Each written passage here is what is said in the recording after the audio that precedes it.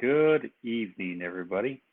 Today is July 27th, 2020, and I'm here to give you your weekly immigration update as to what's going on in the world of immigration.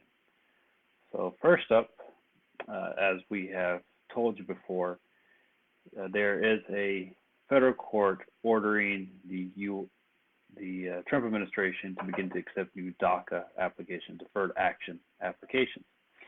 However, after this federal judge on July 17th ruled that DACA must be restored to what was its full pre-September 5th, 2017 status, as the last date in which the Trump administration was accepting DACA applications, U.S.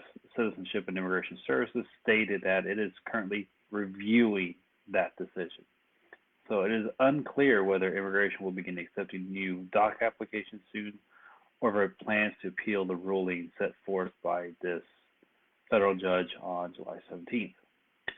So on Tuesday, several DACA recipients have filed a lawsuit in New York federal court over the government's refusal to process new applications after the Supreme Court ruling.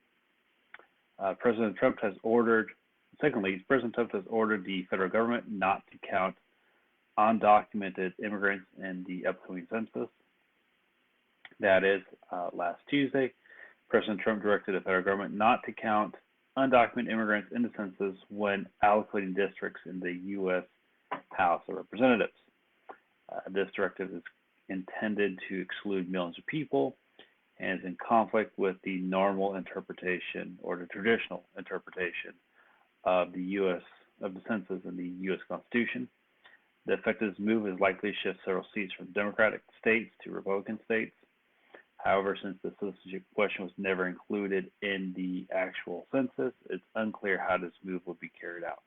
So that remains to be seen. Third, an appeals court has blocked some policies that would weaken protections against asylum seekers. On July 17th, the D.C. Circuit Court of Appeals upheld parts of a lower court ruling that blocked the Trump administration from implementing policies that would bar domestic abuse victims and people fleeing gang violence from seeking asylum in the United States. This case was brought by 12 asylum seekers through the ACLU, who then successfully argued that the Trump administration was elevating asylum standards beyond Congress's intention. Again, we're going to see continuous fights when it comes to immigration. A federal judge has delayed a deadline for ICE to release detained children. It's a new issue that's recently come out on July 16th.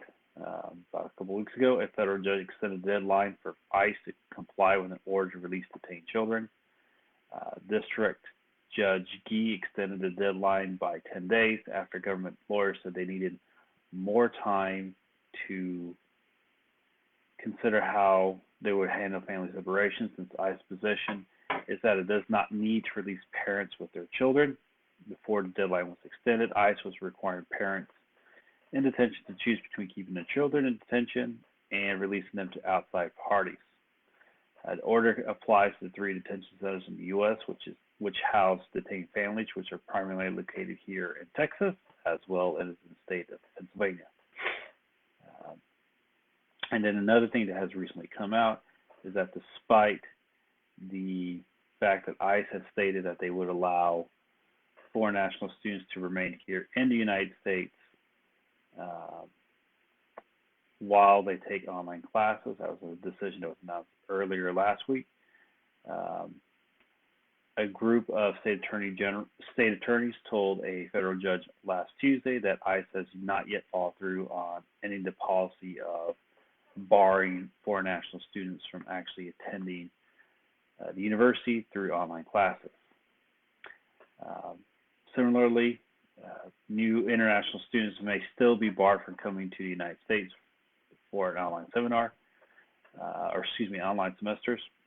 Due to COVID-19, many universities are considering making the entire fall semester online. Recently, ICE rescinded a rule that would require international students to leave the U.S. or bar admission to the U.S. for taking online classes. However, this seems that the rule will probably apply to new international students, not current international students. So we'll see how all of this will play out in the coming future. And finally, President Trump has given contradictions on his upcoming executive order on immigration. In an interview given fairly recently, President Trump had stated that his new executive order would provide a path to citizenship for DACA recipients, but the Trump administration staff clarified there would be no amnesty for DACA recipients. The president also stated he would be signing an immigration bill that would create a merit-based system of immigration, similar to what we see in Canada and most of Europe, as well as include something with DACA, but no such bill currently exists before the Senate or House. His staff has clarified on July 16th that the president is working on executive order to establish the merit-based system and is looking for a legislative solution for DACA. And finally, the House has voted to repeal the travel ban. That travel ban was from earlier last year, and currently it was passed on party line votes, but unlikely to reach the Senate. So, point in all of this, just to keep you updated as to what's going on with immigration.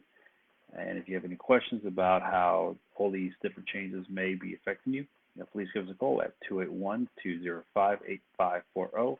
Again, this is Luis Hess at 281-205-8540, and I hope you're having a great week. Thank you.